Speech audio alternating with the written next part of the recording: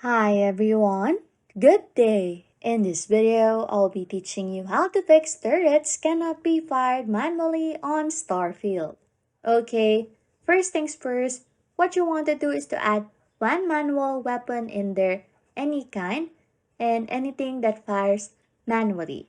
And then, just take all the power out from it or leave just one bar and allocate all your power to the autocannons to the turret. If I do this and then go into space, my ship should be able to fire facing no problem at all. And as simple as it is, hopefully this solves your problem. Anyways, if you like content like this, don't forget to subscribe to this channel or comment down below any tutorials you want us to make, so we can help you. And that's it. You can now fix turrets cannot be fired manually on Starfield. Thanks for watching and happy scrolling.